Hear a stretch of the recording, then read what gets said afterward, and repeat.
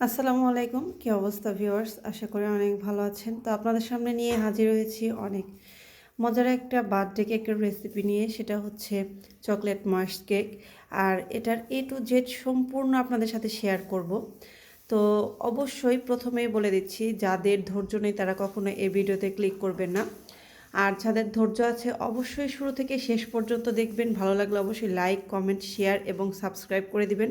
পাশে থাকা বেল বাটনটি ক্লিক করে আমার চ্যানেলের সমস্ত ভিডিও আগে দেখার জন্য আমাকে অনুপ্রাণিত করবেন। তো চলুন চলে যাচ্ছি মূল রেসিপিতে। তবে তার আগে এই কেকটাকে কেটে আপনাদের সাথে শেয়ার করে দেখাবো। আজকে যেহেতু আমি চায়ের কাপে মেপে আপনাদের কেক তৈরি করে দেখাবো, তো এই জন্যে প্রথমে আমি এই 1 কাপ পরিমাণ ময়দা নিয়েছি। আটা নিলেও চলবে, তবে ময়দা নিলে বেশি ভালো হয়, কেকটা অনেকটা সফট হয় এবং টেস্টটাও ডাবল হয়ে যায়। তো আমি এখানে 1 কাপ ময়দা থেকে আমি এখানে 3 টেবিল চামচ পরিমাণ আমি এখানে ময়দা তুলে নিচ্ছি। তো দেখতেই পাচ্ছেন 2 টেবিল চামচ, এই যে 1 টেবিল চামচ, 3 টেবিল চামচ। তো এভাবে আমি 3 টেবিল চামচ এখান থেকে আমি ময়দাটা তুলে নিয়েছি। এরই মধ্যে এবার 3 টেবিল চামচ আমি কোকো পাউডার অ্যাড করে দেব। অর্থাৎ যতটুকু আমি কোকো পাউডার তুলে রেখেছি ঠিক ততটুকুই আমি কোকো পাউডার এখানে অ্যাড করে দেব। আর চেষ্টা করবেন একটু ভালো মানের কোকো পাউডার ব্যবহার করতে, কারণ কোকো পাউডারের উপরেও অনেক সময় কেকের স্বাদটা বা গুণগত মানটা নির্ভর করে। তো আমি এখানে মালয়েশিয়ান কোকো পাউডারটা ইউজ করছি। তো এখানে 3 টেবিল চামচ নিয়েছি।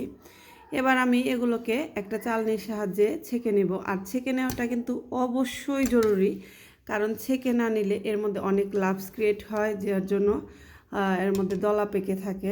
তো আমি এইভাবে একটা চালনির মধ্যে এটাকে ঢেলে নিয়েছি। এবারে এর মধ্যে দিয়ে দিয়েছি 2 টেবিল চামচ গুঁড়ো দুধ। এটাও টোটালি অপশনাল, দিলেও পারেন না দিলেও পারেন, কিন্তু দিলে টেস্টটা ভালো আসে। বেকিং পাউডার দিচ্ছি 1 টেবিল চামচ। আর আমি কিন্তু এখানে কোনো মেজারমেন্ট কাপ ব্যবহার করছি না, কারণ অনেকের ঘরে কিন্তু অনেক কিছুই থাকে না, এই জন্যে বানাতে চায় না। তো আমি এই জন্যে ঘরের যে সমস্ত জিনিস থাকে আমি সেগুলো দিয়ে চেষ্টা করছি আপনাদের দেখানোর জন্য। তো আমি এখানে বেকিং সোডা ইউজ করছি 1/2 টেবিল চামচের একটু কম, তবে এটা স্কিপ করতেও পারেন। এবার চালনিগুলোর সাহায্যে আমি এগুলোকে ছেঁকে নেব। আমি 2 বার ছেঁকে নিচ্ছি, এতে করে অনেকটাই ভালো রেজাল্ট পাওয়া যাবে। তো ছেঁকে নেওয়ার পরে এই অবশিষ্ট অংশটুকু ফেলে দিব। তো এই তো আমি এটাকে 2 বার ছেঁকে নিয়ে সুন্দরভাবে মিশিয়ে নিয়েছি। তো এবারে এটাকে আমি সাইডে রেখে দিচ্ছি। তো যেহেতু আমি কেকের মধ্যে বাটার ইউজ করছি, বাটার দিলে কিন্তু কেকের টেস্ট অনেক বহুগুণ বেড়ে যায়। আর সেই জন্য আমি বাটারটাকে এভাবে একটু কেটে ছোট ছোট পিস করে নিচ্ছি।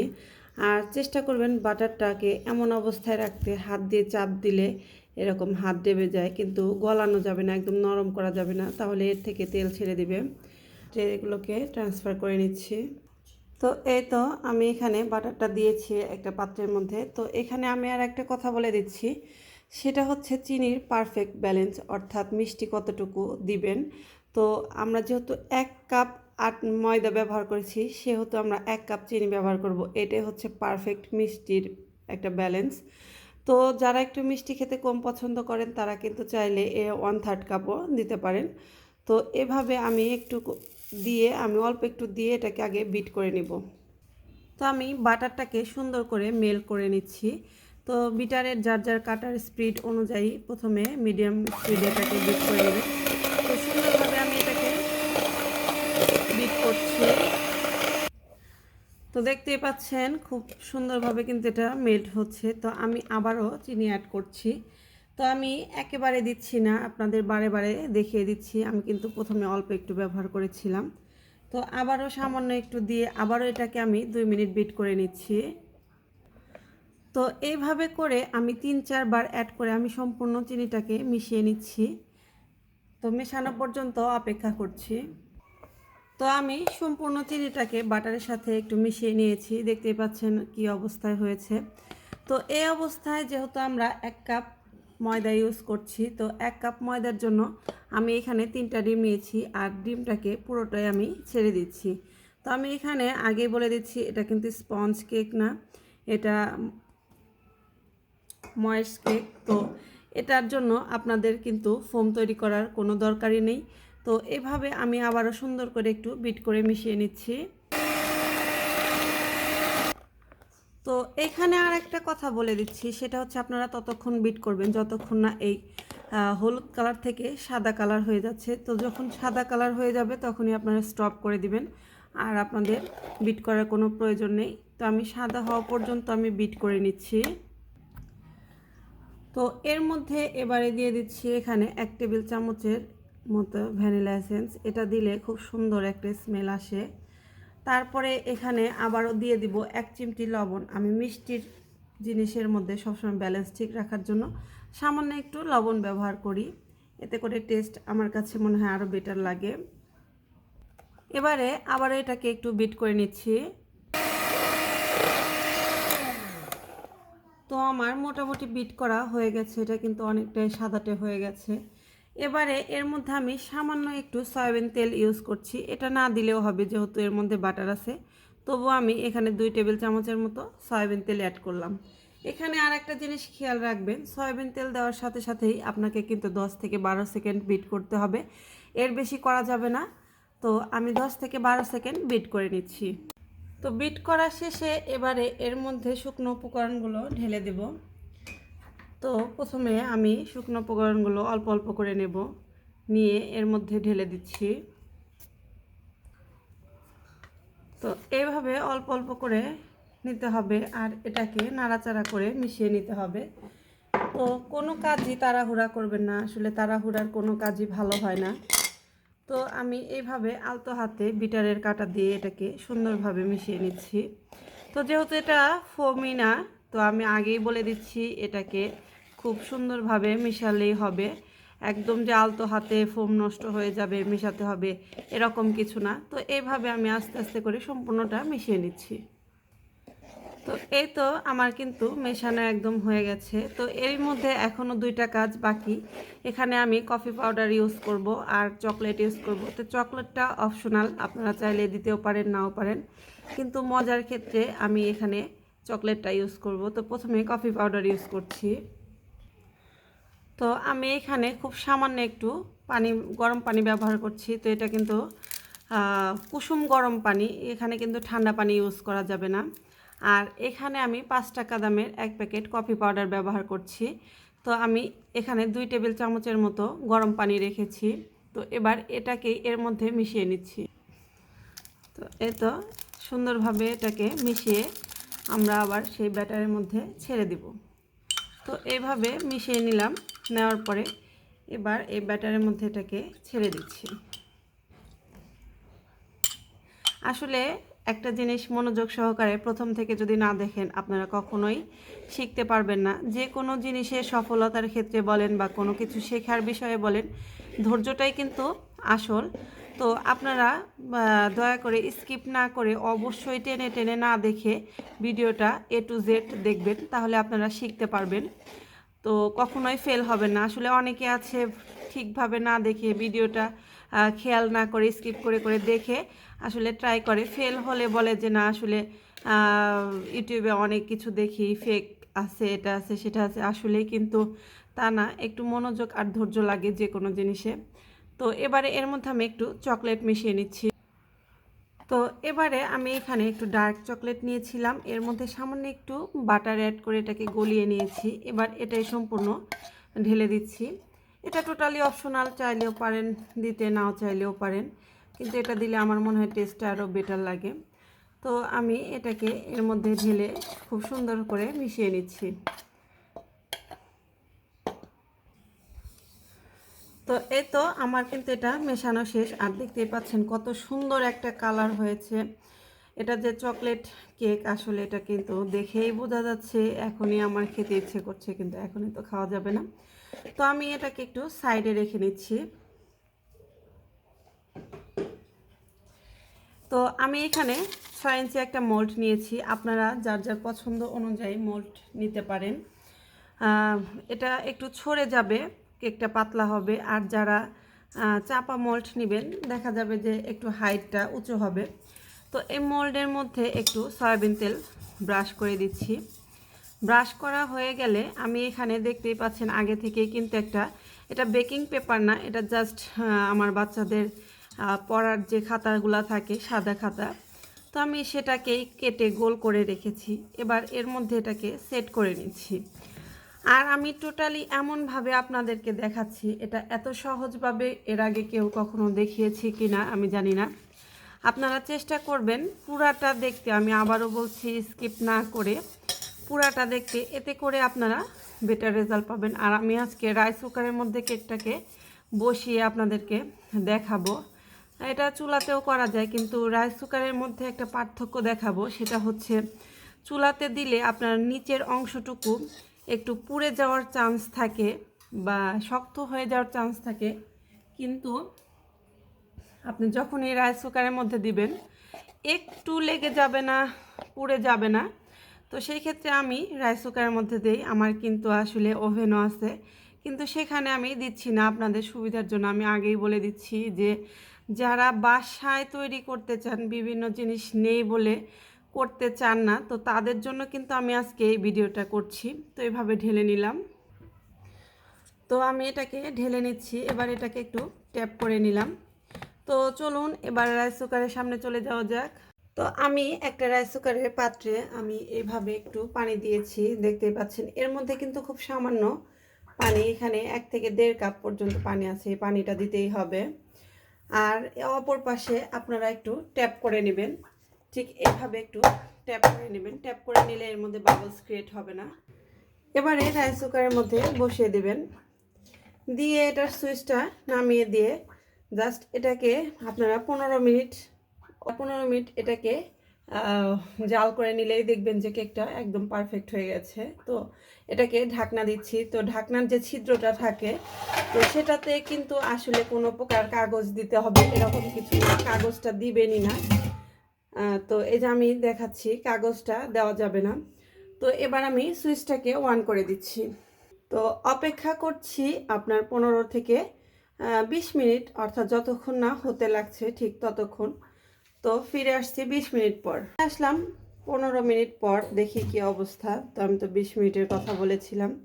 তো 15 মিনিটেই আমার কেকটা অলরেডি হয়ে গেছে মনে হচ্ছে। তো আমি একটা টুথপিক দিয়ে চেক করে আপনাদেরকে দেখাচ্ছি। তো দেখুন খুব স্মুথলি বের হয়ে আসছে, এর মানে আমার কেকটা সম্পূর্ণ রেডি। তো আমি এবার এটাকে ঠান্ডা করে তুলে নিচ্ছি। তো এবারে একটা নাইফের সাহায্যে আমি খুব আলতো করে চারপাশ থেকে এটাকে ছাড়িয়ে নিচ্ছি। তো দেখুন এবার এটাকে উল্টো করে আমি এবার আপনাদেরকে দেখাচ্ছি। তো আমি আগেই বলেছিলাম রাইস কুকারে অনেক পারফেক্ট একটা রেজাল্ট পাওয়া যায়। তো খুব সুন্দরভাবে এটা পুড়ে যায় না, লেগে যায় না, খুব ইজিলিভাবে এটা খুব স্মুথলি এটা সুন্দর হয়। তো এই তো হয়ে গেল কিন্তু আমার মানে বেসটা, অর্থাৎ চকলেট ময়েস্ট কেক। তো অবশ্যই ভালো লাগলে লাইক, কমেন্ট এবং বেশি বেশি সাবস্ক্রাইব করবেন, শেয়ার করবেন। তো এবারে একটা নাইফের সাহায্যে আমি খুব আলতো করে চারপাশ থেকে এটাকে ছাড়িয়ে নিচ্ছি। তো দেখুন এবার এটাকে উল্টো করে আমি এবার আপনাদেরকে দেখাচ্ছি। তো আমি আগেই বলেছিলাম রাইস কুকারে অনেক পারফেক্ট একটা রেজাল্ট পাওয়া যায়। তো খুব সুন্দরভাবে এটা পুড়ে যায় না, লেগে যায় না, খুব ইজিলিভাবে এটা খুব স্মুথলি এটা সুন্দর হয়। তো এই তো হয়ে গেল কিন্তু আমার মানে বেসটা, অর্থাৎ চকলেট ময়েস্ট কেক। তো আমি এই কেকটাকে এবার স্লাইস করে দেখাচ্ছি। তো এভাবে মাঝ বরাবর নেবেন, নিয়ে সম্পূর্ণ এটাকে এভাবে গোল শেপ করে এটাকে ধীরে ধীরে কাট করবেন, তাহলে দেখবেন যে সমান লেভেলে কাট হয়ে যাচ্ছে। তো দেখুন আমি কিন্তু এভাবে করে সম্পূর্ণটা সমান লেভেলে করে নিচ্ছি। ঠিক এভাবে করে আপনারা চারপাশ থেকে ঘুরিয়ে ঘুরিয়ে ধীরে ধীরে, যারা নতুন তারা কিন্তু এই কাজটা এইভাবে করবেন, তাহলে দেখবেন যে খুব সুন্দরভাবে চারপাশে ঠিক সমানভাবে এটা রাউন্ডভাবে আপনি শেপ দিতে পারছেন। তো আমি এভাবে কিন্তু কেটে নিচ্ছি। তো আমার এর মধ্যে আবার একটু সমস্যা হয়ে গেছে, আমার ট্রাইপডটা ভেঙে গেছে। তো আমার এক হাত দিয়ে আমি কেকটাকে আপনাদের সাথে কেটে দেখাচ্ছি। তো ঠিক এইভাবে করেই কেটে নিতে হবে। তো আমি এইভাবে এটাকে ঘুরিয়ে ঘুরিয়ে দেখুন, আমি এটাকে কাট করে নিয়েছি, নিয়ে এটাকে ঠিক সমানভাবে কেটে নিয়েছি। আর এটা কিন্তু একটু গরম আছে, আপনারা চেষ্টা করবেন একটু ঠান্ডা হয়ে গেলে কাটতে, কারণ যারা নতুন তারা কিন্তু করতে নিলে কিন্তু একটু সমস্যায় পড়ে যাবেন। তো দেখুন, আমার কিন্তু কেকটা চারিপাশ থেকে সমানভাবে আমি কেটে নিয়েছি। এবং এটাকে যেহেতু আমি ওভেনে করিনি, সেহেতু উপরের যে অংশটা সেটা কিন্তু অতটাও রুক্ষ হয়নি। তারপরে উপর থেকে একটু কেটে ফেলে দিলে আমার মনে হয় যে একটু ভালো হয়। তো এভাবে করে কেটে আমি একটু সমান করে নিলাম। তো এবার আমি এটাকে আপনাদের সামনে ডেকোরেশন করে দেখাবো।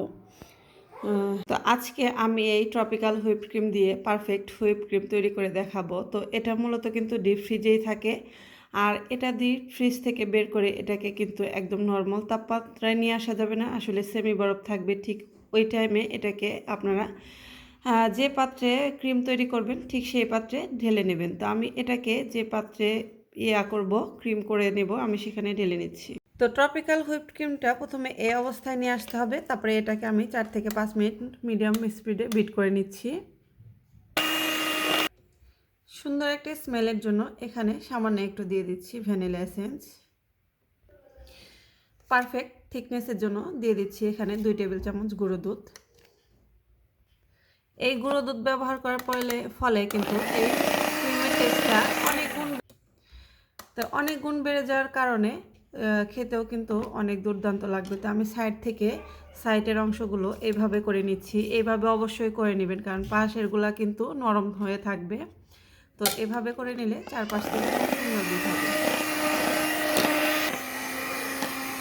তো দেখতেই পাচ্ছেন এটা কিন্তু আমার গোল আকারে হয়ে গেছে। যখন এটা সূচালো হবে তার মানে আপনার বুঝতে হবে ক্রিমটা এখনও হয়নি। যখন এরকম গোল রাউন্ড হয়ে যাবে আপনার বিটারের কাঁটাটা উঁচা করলেই, তখনই ভাববেন আপনার একদম রেডি।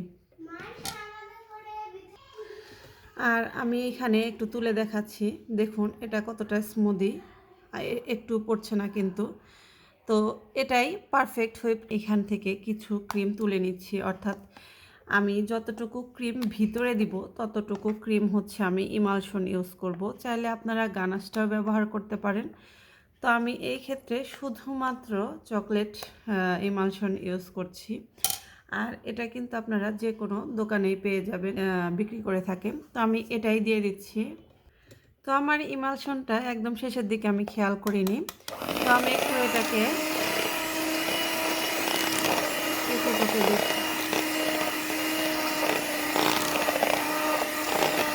তো দেখতেই পাচ্ছেন কত সুন্দর একটা কালার চলে এসছে, চকলেটে একটা কালার চলে এসছে।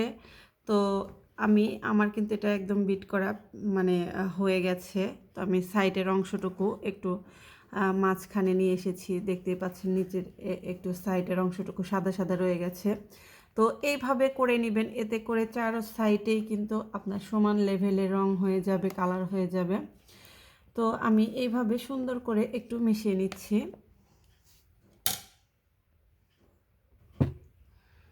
এবারে একটা কেক বোর্ডের উপরে একটুখানি চকলেট নিয়ে নিচ্ছি, নিয়ে সামান্য মাঝখানে একটু লাগিয়ে নিচ্ছি। তো এভাবে লাগিয়ে নেওয়ার পরে তো আমি প্রথমে একটা স্লাইস এভাবে দিয়ে দিচ্ছি। তো দিয়ে দেওয়ার পরে এর উপরে আমি দিয়ে দিব সুগার সিরাপ। তো মূলত সুগার সিরাপ আসলে তেমন কিছুই না, এটা হচ্ছে চিনি এবং পানির একটা মিশ্রণ। তো আমি এইখানে একটু চিনি আর পানি রেখেছিলাম, তো এটাকে সুগার সিরাপ বলে। এখানে আমি 3 টেবিল চামচের মতো সুগার সিরাপ নিয়েছি এবং হাফ কাপের উপরে একটু পানি নিয়েছি। তো এবার এটাকে সুন্দর করে গুলিয়ে আমি এর উপরে স্প্রেড করে দিয়ে দিব। তো চারিপাশ থেকে যাতে খুব সুন্দরভাবে এই সুগার সিরাপের পানিটা অ্যাড হয়ে যায়, অর্থাৎ কেকটা ভিজে যায়, সেই চেষ্টাই করবেন, তা না হলে রাফ লাগবে। তো আমি যত ডিটেলসে বলছি হয়তো বা অত ডিটেলসে কেউ বলে না, তো এর জন্য হয়তো বা আমার সময়টা একটু বেশি লাগছে। তো আপনারা ধৈর্য সহকারে দেখতে থাকুন। তো এইভাবে আমি একটু সুগার সিরাপ দিয়ে নিচ্ছি। তো দিয়ে নেওয়া হয়ে গেছে।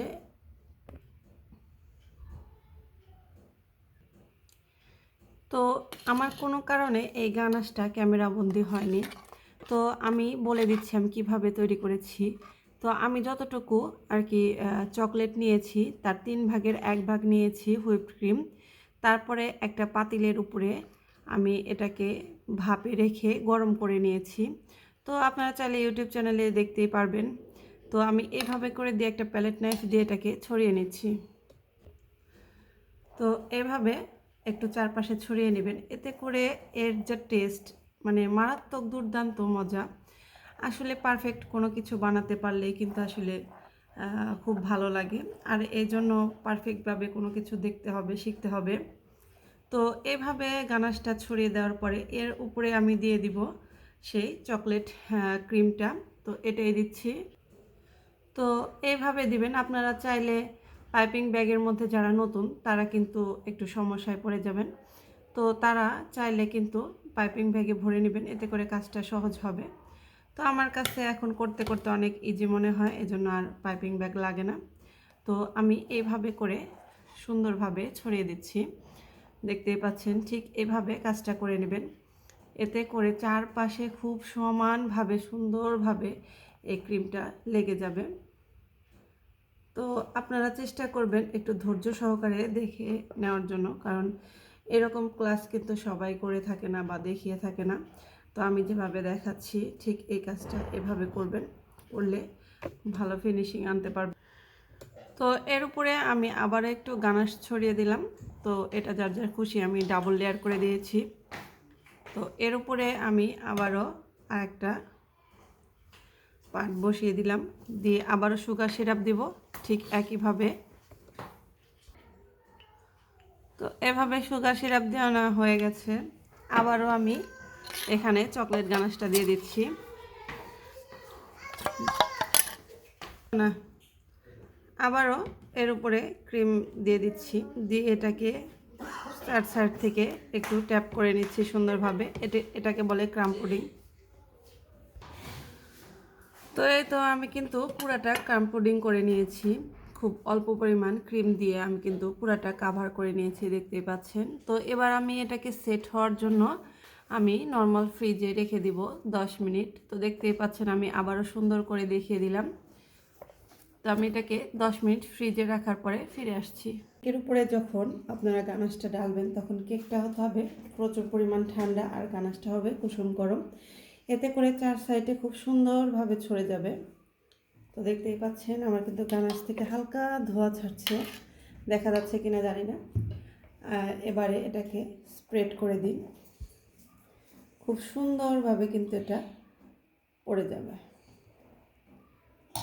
তো এইটাই কিন্তু আসলে পারফেক্ট গানাশের তৈরির নিয়ম বা ঢালার নিয়ম।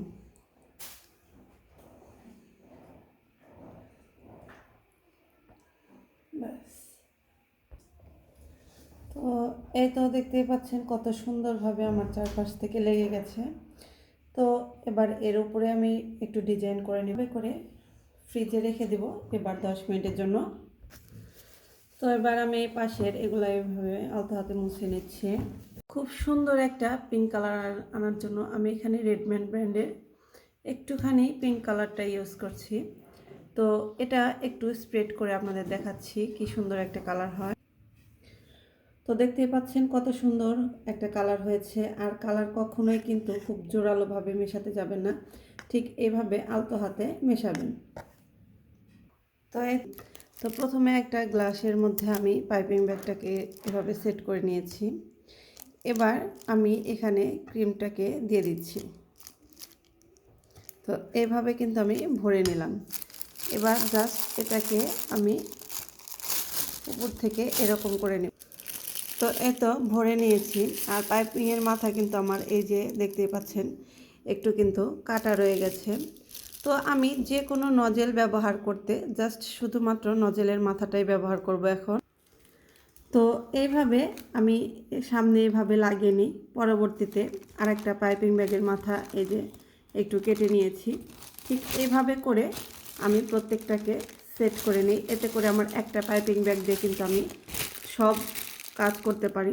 তো ঠিক এইভাবে আমি এখানে একটা রোজ নজেল নিয়েছি, এটার কোনো নাম্বার নেই, তো দেখতেই পাচ্ছেন মুখটা কী অবস্থা। তো আমি এটা দিয়ে প্রথমে একটা ফুল করে দেখাচ্ছি।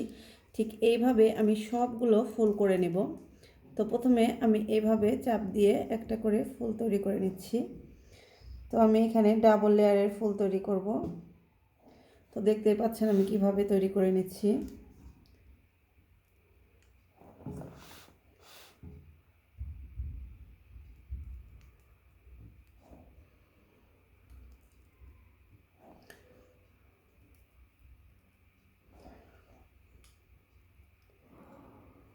তো এটা আমি একটা আগে দিয়ে নিলাম, এরপর উপরে আমি আবারও একটা দিয়ে দিব।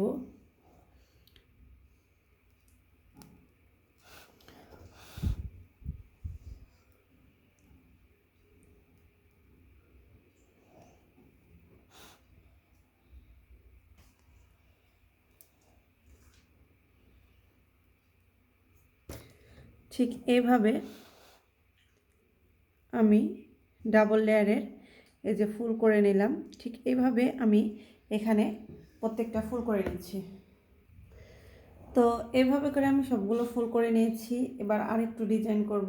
তো এখানে আমি 2D দিয়ে করেছি, এটা কোনো কারণে স্কিপ হয়ে গেছে, তারপরে আমি দেখাচ্ছি।